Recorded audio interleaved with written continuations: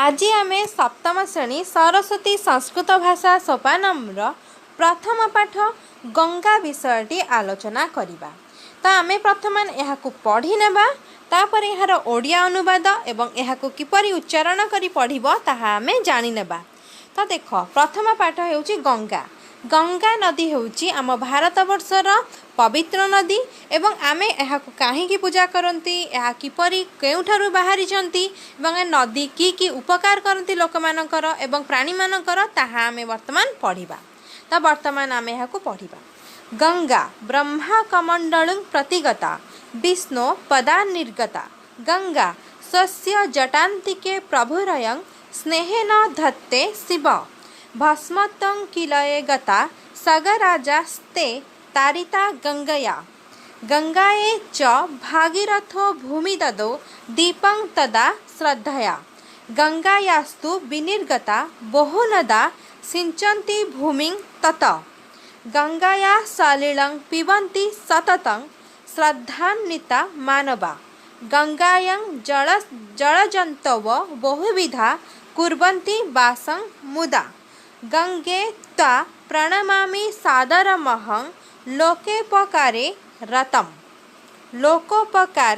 रतम। तो यह गंगा वर्तमान आम यहाँ ओडिया अनुवाद जानी। तो सरस्वती संस्कृत भाषा सोपानम सप्तम श्रेणी प्रथम अध्याय गंगा। तो गंगा ब्रह्मा कमंडलु प्रतिगता। तो गंगा ब्रह्मा कमंडलु प्रतिगता अर्थ माने ता आड़को जाइछंती।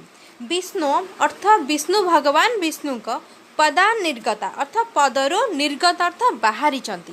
ताले यार को किपरि लिखिबा ना गंगा विष्णु का पादरु निर्गत होई ब्रह्मा का कमंडल आड़को जाइछंती।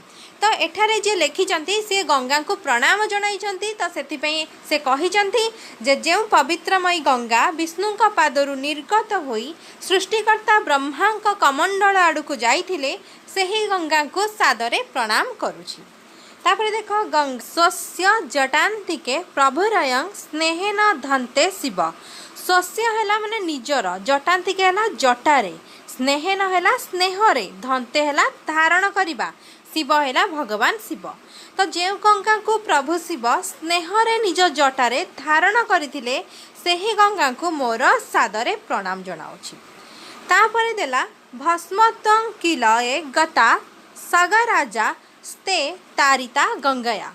तो देख सगराज है सगर राजवंशर जो राजा माने तांकु कपिल ऋषि नामक जड़े ऋषि थिले। सी कौन करते ना अभिशाप देइथिले। अभिशाप बल से माने समस्ते भस्मत प्राप्त होइथिले। तो भस्म पाइथिले।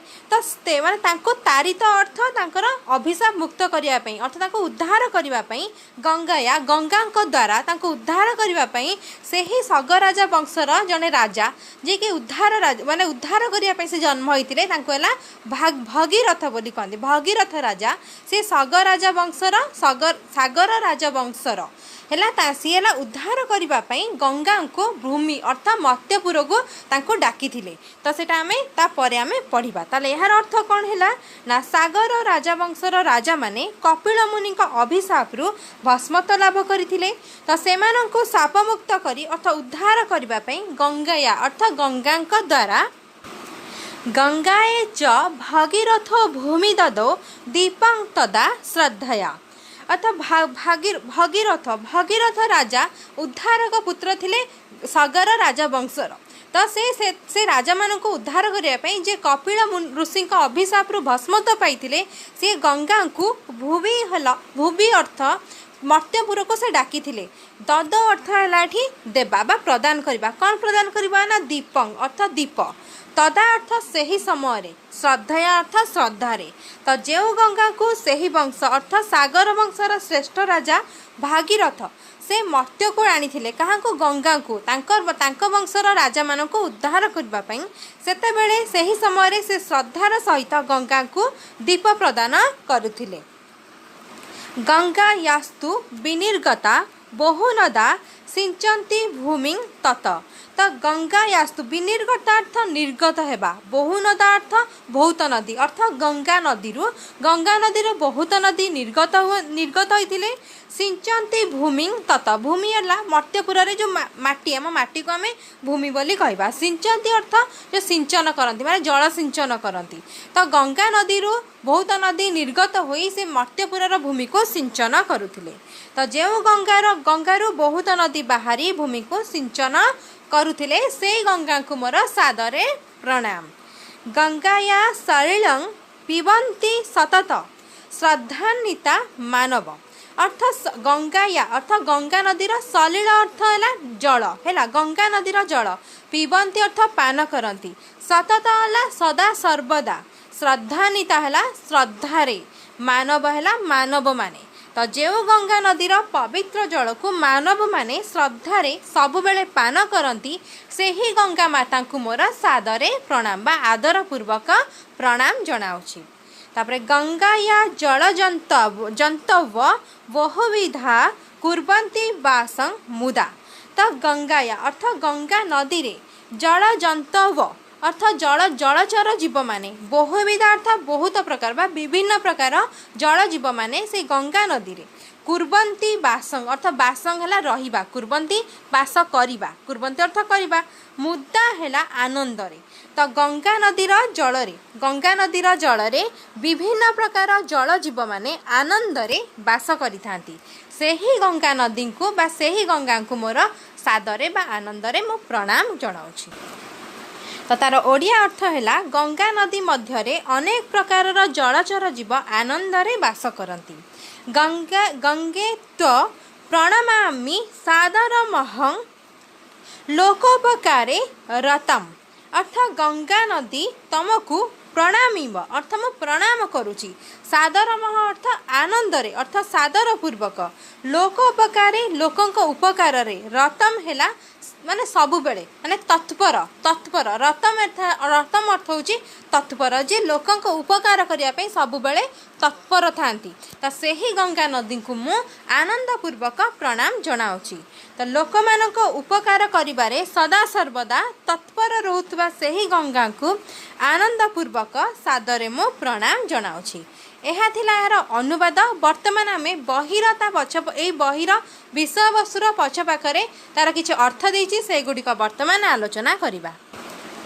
तो ये अर्थ गुडिक टिके आलोचना करिबा। यं गंगा नदी विष्णु अर्थ भगवान विष्णुदेवस्य, पदात् अर्थ पदस्थान, निर्गता अर्थ प्रवाहिता, ब्रह्मा कमंडलु ब्रह्मा कमंडलुम, प्रतिगता प्रति आगतवती, अयं प्रभु शिव स्वस्य अर्थ निजस्व, जटान्तिके जटा मध्ये, या गंगाम स्नेहेन अर्थ स्नेह कारण रे, धत्ते अर्थ धारण करती, ये सागर राजवंशर राजा बा जना कपिल ऋषि अभिशाप कारणत भस्मत्वं गता प्राप्तवंत।